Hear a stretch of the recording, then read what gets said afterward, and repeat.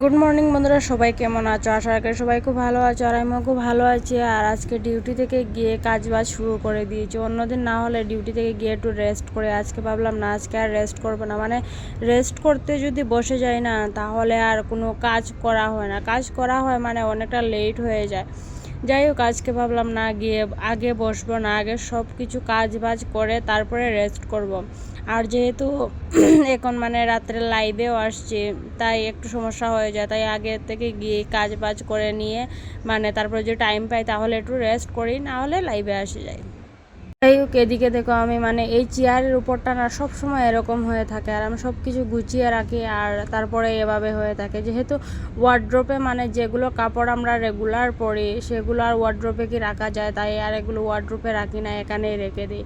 আর যখন টাইম পাই তখন আমি ধুয়ে রেখে দিই। আর সবসময় তো টাইম পাই না, যেহেতু ডিউটিতে যাই, ডিউটি থেকে এসে ঘরের কাজ বাজ থাকে, তাই সবসময় টাইমে হয়ে ওঠে না। তাই এভাবেই রেখে দিই, মানে সপ্তাহে একবার সব কিছু ধুয়ে মুছে দিই, এভাবেই করি। না হলে টাইম পাই না, কি করব বলো। ডিউটি থেকে আসার পরে ঘরেরও অনেক কাজ থাকে, তো সেইগুলো করতে হয়।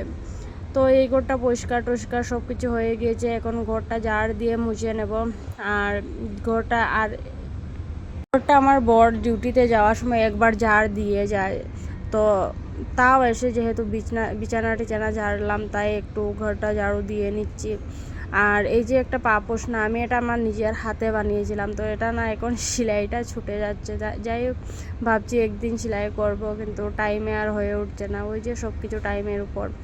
আর তারপরে চলে গেলাম রান্নাঘরে। রান্নাঘরে গিয়ে বাসন টাসন মানে যেগুলো ছিল ধুয়ে এভাবে রেখেছিল ওরা, তো গুছিয়ে আর রাখেনি, তো আমি গিয়ে সব কিছু গুছিয়ে রাখলাম, যে যে যার জায়গাতে গুছিয়ে রেখে দিলাম। তারপরে গ্যাসটা একটু মুছে নিলাম। গ্যাসটা আমি সকালে আসার সময় মুছে আসি, তাও ওরা যদি কিছু বানায়, আর সবজি টবজি তো তার উপরে গ্যাসের উপরেই থাকে, তো ওরা খাওয়ার সময় একটু একটু পড়েই যায়।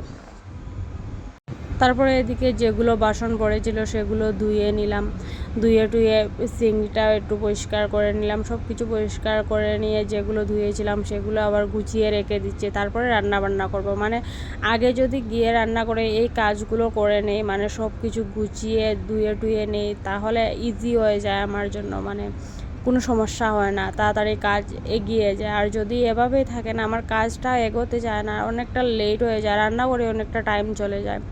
তারপরে আর কি করব, রান্না করতে গিয়ে যদি বেরোতে 9:30 10টা বেজে যায়, তাহলে মানে একটু রেস্টও করার সময় পাই না, আর লাইভে যে আসবো সেটাও আর হয়ে ওঠে না। আর আজকাল আমি কি করি, মানে ডিউটি থেকে যে ড্রেসটা পরে আসি সেই ড্রেসটাই মানে এভাবেই থাকে, যেহেতু এটা যাওয়ার সময় শুধু পরে যায়, আসার সময় পরে আসে। ডিউটিতে তো গিয়ে ইউনিফর্মে পরতে হয়, তাই সেই ড্রেসটাই পরে নেই। আর বেশি দূরেও না, পাশেই।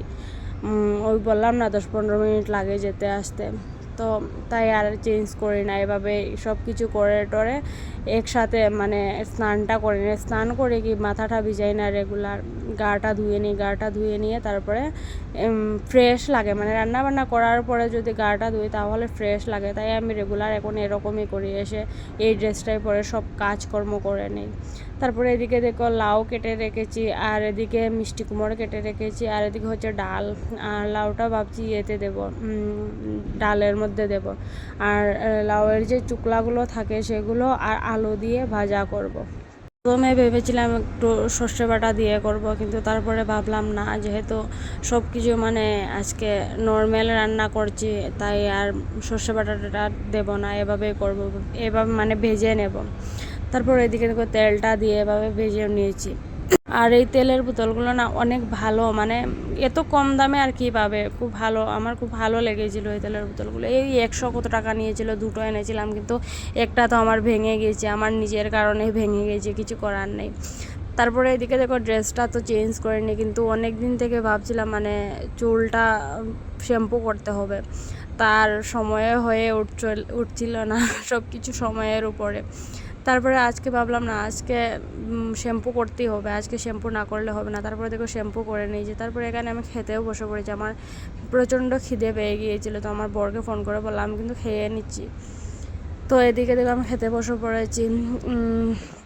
এদিকে মিষ্টি কুমড়ার ভর্তা ছিল, তারপরে একটা ভাজা ছিল, ডাল, আর তার সাথে পেঁয়াজের স্যালাড আর শসা। এগুলোই আজকে মানে আজকে নর্মাল রান্না বান্না করলাম রাত্রে। আর তারপর দেখো এদিকে চলে এসেছি বিছানাতে এসে বিছানাটা আগে গুছিয়ে নিচ্ছি, মানে গুছিয়ে নিচ্ছি কি ব্ল্যাঙ্কেটটা একটু বেঁধে নিচ্ছি, তাহলে পরে ইজি হয়ে যায়। আর দেখো আমাকে পুরো পাগলের মতো জিনিস লাগছে দেখাই তোমাদেরকে। দেখো আমার এদিকে ব্ল্যাঙ্কেট কতটা, ঠিক আছে, আর আমার বরের দিকে দেখো, মানে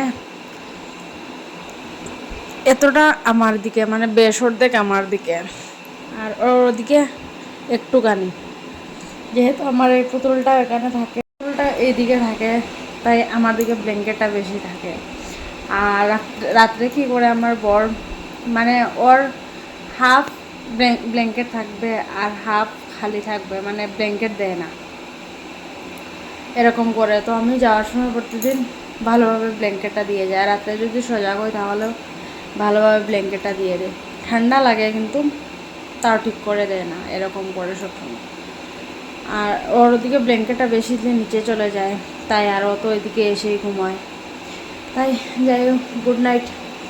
আমি রান্নাবান্না করে লাইভে এসেছিলাম, তারপরে এখন খাওয়া দাওয়া করলাম। আমার প্রচণ্ড খিদে পেয়ে গিয়েছে আজ। আমার বরকে বললাম ফোন করে আমি খেয়ে নিই, আমার প্রচণ্ড খিদে পেয়েছে। তো বললো খেয়ে নাও, কিন্তু মানে কীরকম একটা দিনের কথা শোনালাম।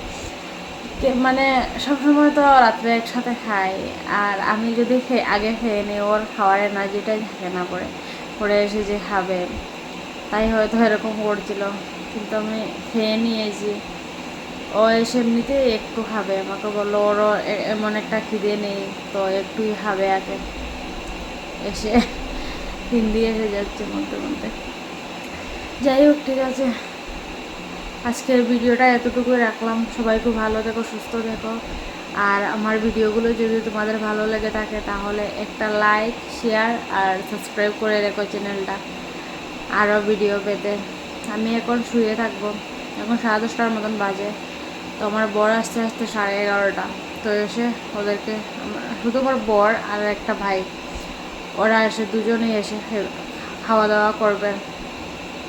তো আমি এখন একটু শুয়ে থাকবো কি ফোন কাটবো। আর আজকে প্রচণ্ড ঘুম পেয়েছে, হয়তো ঘুমই এসে যাবে।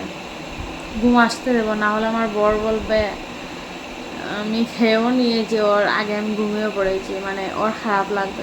যাই হোক, ঘুমোবো না, একটু শুয়ে থাকবো। Good night.